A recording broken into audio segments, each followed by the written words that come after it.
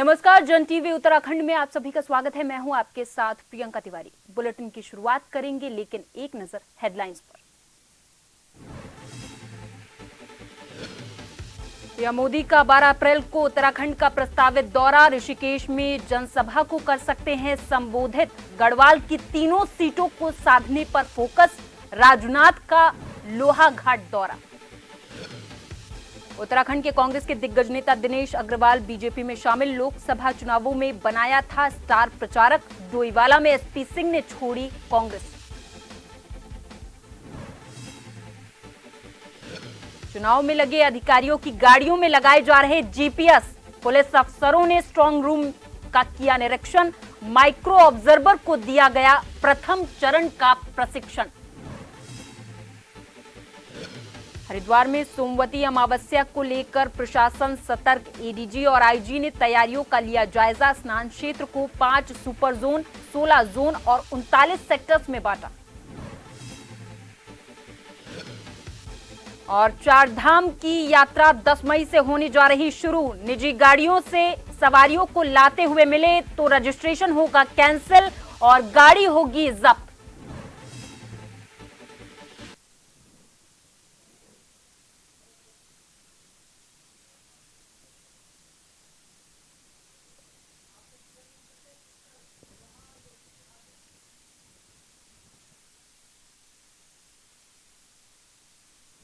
बढ़ेंगे खबरों की ओर। टिहरी के चंबा में सीएम धामी ने बीजेपी प्रत्याशी माला राजलक्ष्मी शाह के समर्थन में जनसभा की। चंबा पहुंचने पर सीएम का जोरदार स्वागत किया गया। सीएम धामी ने राज्य और केंद्र सरकार की योजनाओं के बारे में जानकारी दी और बखान भी किया। इस दौरान सीएम को सुनने के लिए भारी संख्या में लोग पहुंचे हुए थे।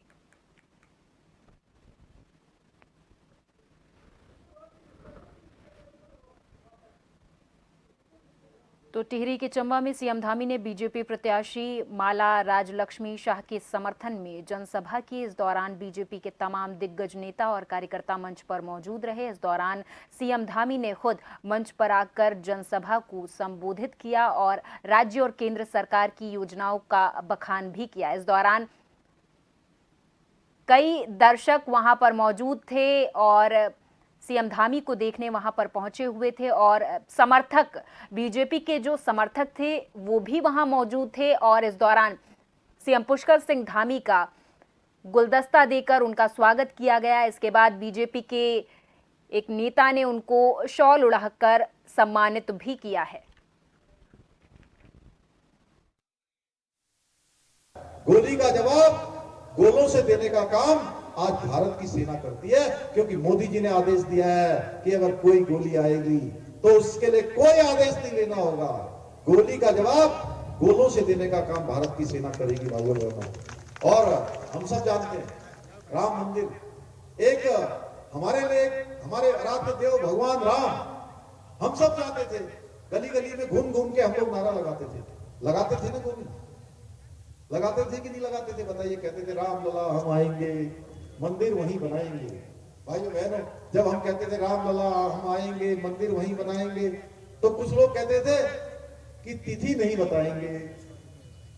अब तिथि भी बता दी, राम मंदिर भी बना दिया। भाइयों बहनों, तिथि बताकर आमंत्रण भी दे दिया, निमंत्रण भी दे दिया कि आइए आप लोग। वो राम मंदिर में उस प्राण प्रतिष्ठा के कार्यक्रम में ससम्मान सबको बुलाया गया, लेकिन वहां कौन पहुंचता? वहां तो वही पहुंचता जिसके ऊपर भगवान राम की कृपा होती है। लोकसभा चुनाव के लिए जारी कांग्रेस के घोषणा पत्र में आम जनता और युवाओं के लिए कई प्रावधान किए गए हैं। इन प्रावधानों को लेकर कांग्रेस के वरिष्ठ नेता सभी प्रदेशों में जाकर लोगों को जानकारी दे रहे। राजधानी देहरादून में कांग्रेस की राष्ट्रीय प्रवक्ता सुप्रिया श्रीनेत ने कांग्रेस प्रदेश मुख्यालय में प्रेस कॉन्फ्रेंस कर घोषणा पत्र की जानकारी दी। इसके अलावा उन्होंने केंद्र सरकार पर आरोप लगाते हुए कहा कि पार्टी के अकाउंट को सीज कर दिया गया है और चुनाव प्रचार में इसके चलते काफी दिक्कत भी आ रही है।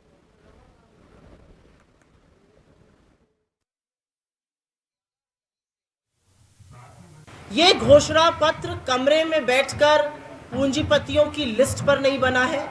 ये घोषणा पत्र कुछ विशेषज्ञों या जानकारों से बात करके नहीं बना है। ये घोषणा पत्र इस देश की आवाज है, इसकी जो वेबसाइट भी थी उसका भी नाम था आवाज भारत की। और ये घोषणा पत्र भारत जोड़ो यात्रा और भारत जोड़ो न्याय यात्रा के दौरान जिन करोड़ों लोगों से हम इस देश के मिले, जिनकी आशाओं को, अपेक्षाओं को, आकांक्षाओं को, उनकी आशंकाओं को भी, उनके दुख को भी, उनकी तकलीफों को भी, उनके दर्द को भी हमने सुना, ये उसका प्रतिबिंब है। और इस घोषणा पत्र के 5 प्रमुख स्तंभ हैं जो राहुल जी ने अपनी यात्रा के दौरान जिस पर काफी विवेचना की थी और उसका आगाज किया था। युवा न्याय, किसान न्याय, नारी न्याय, श्रमिक न्याय और हिस्सेदारी न्याय। कांग्रेस के तेज तर्रार नेता और कांग्रेस प्रदेश कार्यकारिणी सदस्य शंकर बोहरा ने कहा कि इस बार देश में परिवर्तन होने जा रहा, बीजेपी के हाथ से सत्ता जा रही है। बोहरा ने उत्तराखंड की 5 लोकसभा सीट में कांग्रेस की प्रचंड जीत का दावा किया। उन्होंने कहा कि जनता कांग्रेस को जनादेश देने जा रही है। बोहरा ने बीजेपी के 400 पार के नारे को जुमला बताते हुए कहा कि कहीं बीजेपी 112 में ही ना अटक जाए।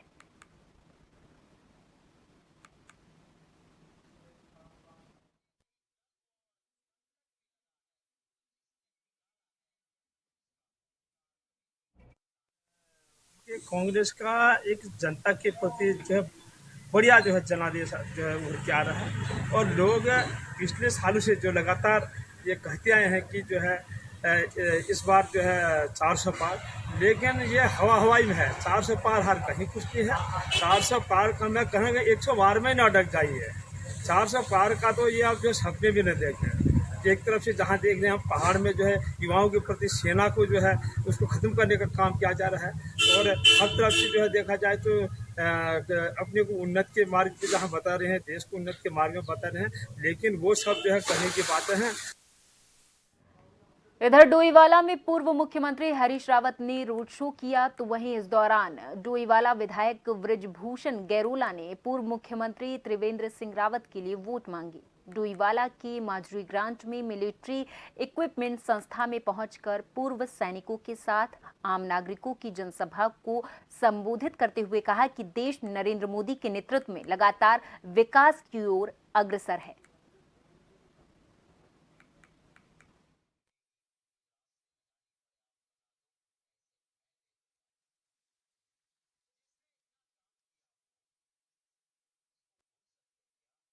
अपर मुख्य निर्वाचन अधिकारी विजय कुमार जुगदंडे ने सचिवालय स्थित मीडिया सेंटर में प्रेस ब्रीफिंग करते हुए कहा कि राज्य में मतदान प्रतिशत को बढ़ाने के लिए विभिन्न संगठनों के द्वारा सहयोग किया जा रहा है। उत्तराखंड के होटल एसोसिएशन के द्वारा अनुरोध किया गया है कि मतदान प्रतिशत को बढ़ाने और आम जनता को मतदान के प्रति प्रोत्साहित करने के लिए उनके द्वारा मतदान के पश्चात 20 अप्रैल को जितने भी ग्राहक होटल और रेस्टोरेंट में प्रवेश करेंगे उनको 20% तक की छूट देने का प्रस्ताव सामने रखा है।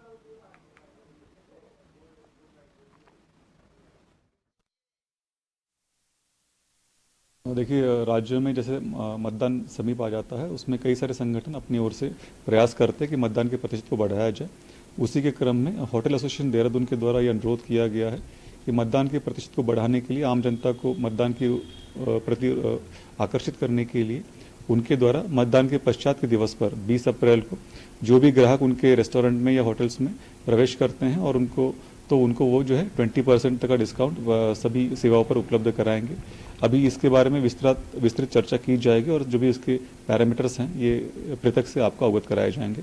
इसके अलावा निर्वाचन कार्य के दौरान जितने भी मतदान कार्मिक हैं, पुलिस कार्मिक हैं, होमगार्ड, पीआरडी और अन्य जो भी कार्मिक निर्वाचन के कामों में तैनात होंगे, उनको आपातकालीन सेवा के रूप में अगर इमरजेंसी की आवश्यकता होती है तो उनको हेलीकॉप्टर की सेवा उपलब्ध कराई जाएगी। उसके लिए 2 हेलीकॉप्टर्स राज्य में विभिन्न स्थानों पर तैनात किए जाएंगे। इस संबंध में सिविल एविएशन डिपार्टमेंट के द्वारा अपना एक सहमति दर्शाया गया है। आबकारी विभाग के द्वारा ये भी एक निर्णय जारी किया गया है कि राज्य में मतदान के दिवस से 48 घंटे पूर्व यानी 17 अप्रैल 5 बजे से लेकर 19 अप्रैल शाम को 6 बजे तक ड्राई डे घोषित किया जाएगा। इसके अलावा जो अन्य चरणों में चुनाव हो रहे हैं और राज्य की सीमा से लगे हुए हैं, तो उन क्षेत्रों के मतदान दिवस के 48 घंटे पूर्व से ड्राई डे उन जनपदों में प्रभावी होगा जो सीमा से लगे हुए होंगे। इसके अलावा काउंटिंग के दिवस पर भी 4 जून को ड्राई डे घोषित किया जाता है।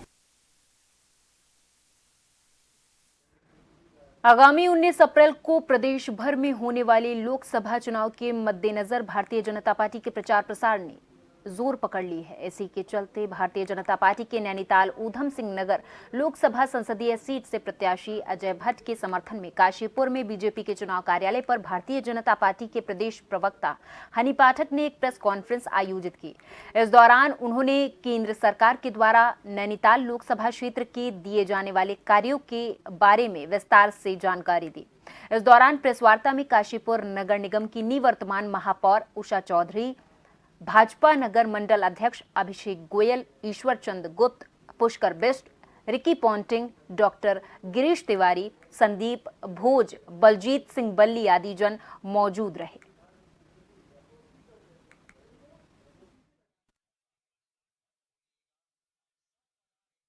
धरातल पर एक धरा की तरह हमारे उत्तराखंड में बह रही है। गढ़वाल के क्षेत्र में अगर आप जाते हैं तो वहाँ पर काफ़ी ज़्यादा इस समय तरक्की हो चुकी है, प्रगति हो चुकी है।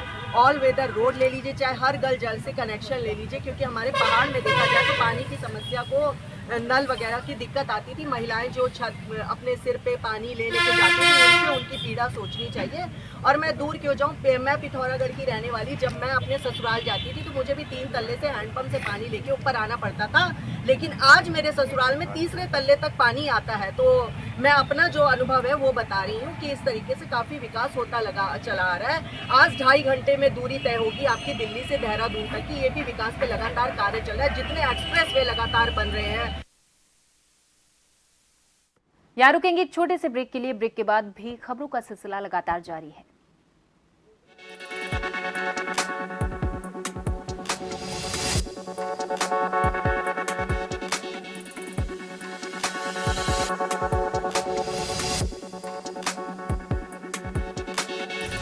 होने जा रहे लोकसभा चुनाव को लेकर चंपावत प्रशासन के द्वारा काफी सतर्कता बरती जा रही है, जिसके लिए एएसपी चंपावत के दिशा निर्देशन पर जनपद की सीमाओं में अस्थायी बैरियर बनाकर हर आने जाने वाले वाहनों की चेकिंग की जा रही है। वहीं अल्मोड़ा और चंपावत जिला की सीमा में बने बैरियर में प्रत्येक वाहन की सघन चेकिंग की जा रही है। इसके अलावा पिथौरागढ़ और चंपावत की सीमा में बने घाट बैरियर में भी एसएसटी टीम तैनात है। एसएसटी टीम प्रभारी अभियंता भुवन चंद्र पांडे ने बताया कि लोकसभा चुनाव को लेकर घाट तक वाहनों की जांच की जा रही है।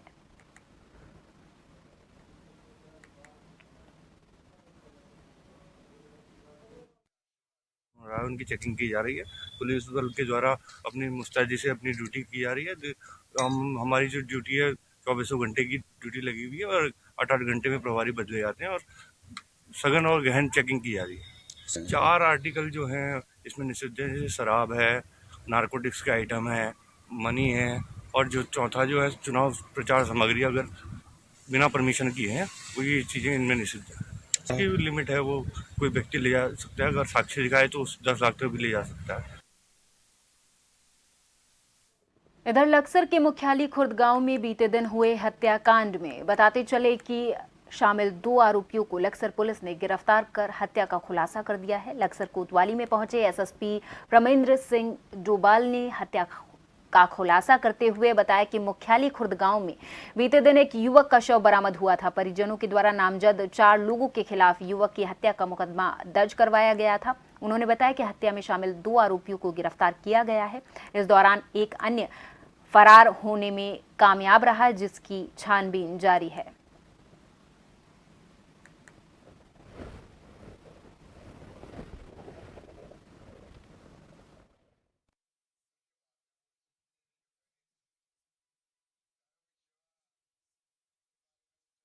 सफ़ी द्वारा एक मुकदमा लिखवाया गया था, जिसमें 4 लोगों का वास्तव नामजद किया गया था कि उसका जो भतीजा है साकिब, उसकी हत्या 4 लोगों के द्वारा की गई है। पुलिस के द्वारा मौके पर जाके घटनाक्रम का और जब विवेचना की गई, उसमें प्रकाश में आया कि साकिब अपने 3-4 दोस्तों के साथ वहाँ पर मौजूद था। उसमें 2 लोगों के और साथ था जो ऑनलाइन सट्टा वहाँ पर खेल रहे थे। उसमें जब इसके द्वारा पैसे जीते गए, उसमें इनका आपस में विवाद होने पर दोनों अभियुक्तों ने राकिब और उसके साथ एक और था, उनके द्वारा इसकी हत्या करी गई है गुलशेर में। तो पुलिस ने दोनों ही अभियुक्तों को अरेस्ट किया है और जल्दी ही इनको न्यायालय में हम लोग पुलिस परीक्षा में भेज रहे हैं।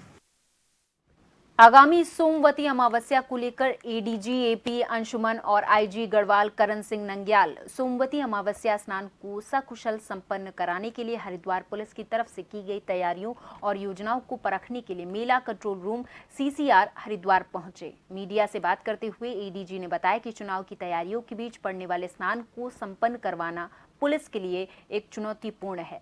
सुरक्षा को ध्यान में रखते हुए स्नान क्षेत्र को 5 सुपर जोन, 16 जोन और 39 सेक्टर्स में बांटा गया है।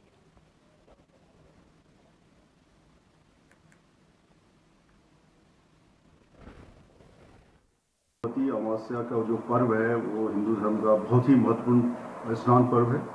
इसमें लाखों की संख्या में देश और विदेश के लोग आते हैं। हरिद्वार में पिछले अगर पुराने आंकड़ों को देखें तो करीब 25, 30, 35, 40 कुछ भी संख्या हो जाती है, 40 लाख के आसपास लोग प्रतिभा करते हैं।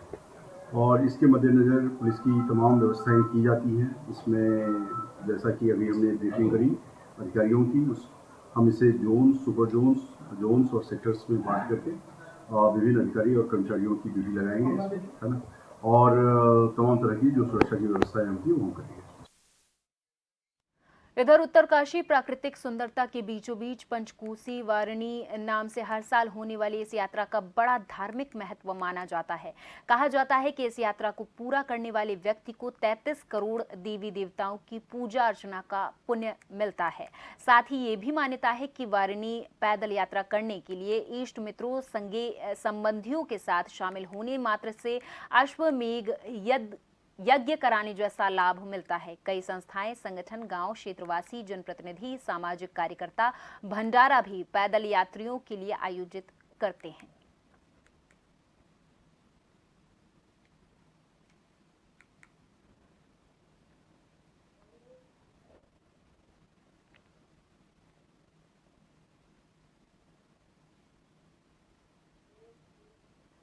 उत्तराखंड की विश्व प्रख्यात चारधाम यात्रा की शुरुआत 10 मई से होने जा रही है। हर साल लाखों की संख्या में श्रद्धालु चारधाम का रुख करते हैं, तो वहीं यात्रा के दौरान निजी नंबर प्लेट पर सवारी बिठाकर नियमों को ताक पर रखते हुए कई वाहन संचालक वाहनों का संचालन करते हुए भी नजर आते हैं।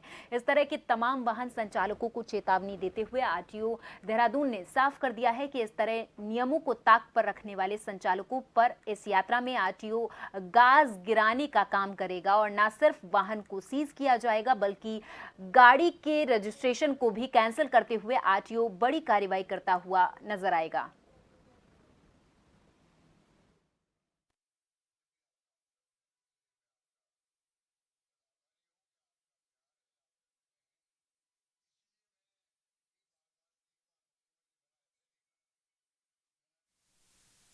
कोई भी व्यक्ति अपनी गाड़ी लेकर आ सकता है जो प्राइवेट वाहन है, परंतु अपने प्राइवेट वाहन पर सवारी बिठाना एक गंभीर अपराध है। अगर कोई व्यक्ति अपनी प्राइवेट गाड़ी पर सवारियां बिठाएगा तो उसके लिए हमारी टीम्स लगी हुई हैं। न सिर्फ गाड़ी सीज होगी पर उसका जो आरसी है, रजिस्ट्रेशन है, क्योंकि वो शर्तों का उल्लंघन कर रहा है, आरसी भी कैंसिल करी जाएगी। इसका पूर्ण उत्तरदायित्व तो गाड़ी वाहन संचालक और गाड़ी वाहन स्वामी का होगा।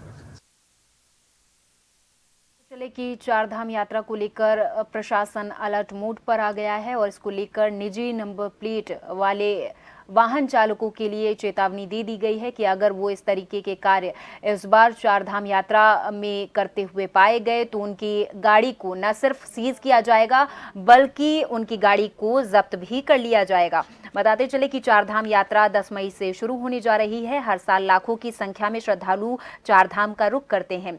यात्रा के दौरान निजी नंबर प्लेट पर सवारी बिठाकर नियमों को ताक पर रखते हुए कई वाहन संचालक वाहनों का संचालन करते हुए नजर आते हैं, जिसको लेकर अब आरटीओ देहरादून ने ये साफ कर दिया है कि इस तरह नियमों को ताक पर रखने वाले संचालकों पर इस यात्रा में आरटीओ गाज गिराने का काम करेगा और न सिर्फ उनके वाहनों को सीज किया जाएगा बल्कि गाड़ी के रजिस्ट्रेशन को भी कैंसिल करते हुए आरटीओ बड़ी कार्रवाई करता हुआ नजर भी आएगा।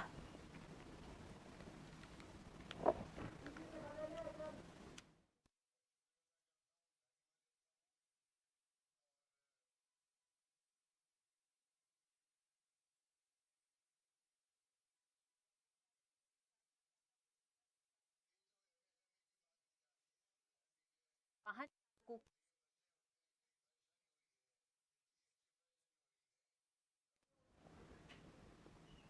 और चलते चलते एक बार फिर नजर हेडलाइंस पर। पीएम मोदी का 12 अप्रैल को उत्तराखंड का प्रस्तावित दौरा, ऋषिकेश में जनसभा को कर सकते हैं संबोधित। गढ़वाल की 3 सीटों को साधने पर फोकस, राजनाथ सिंह का लोहाघाट दौरा।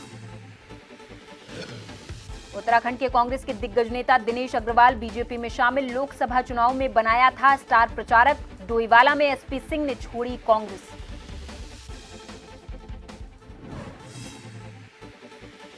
चुनाव में लगे अधिकारियों की गाड़ियों में लगाए जा रहे जीपीएस, पुलिस अफसरों ने स्ट्रांग रूम का किया निरीक्षण। माइक्रो ऑब्जर्वर को दिया गया प्रथम चरण का प्रशिक्षण।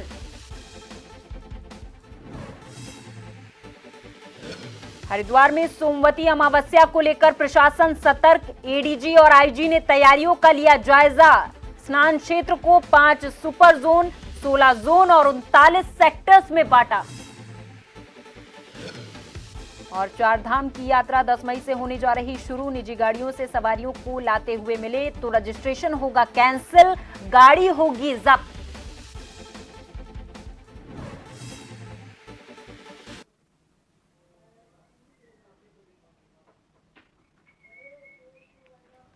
और इसी के साथ इस बुलेटिन में मेरे साथ बस इतना ही। आप देखते रहें जन टीवी। नमस्कार।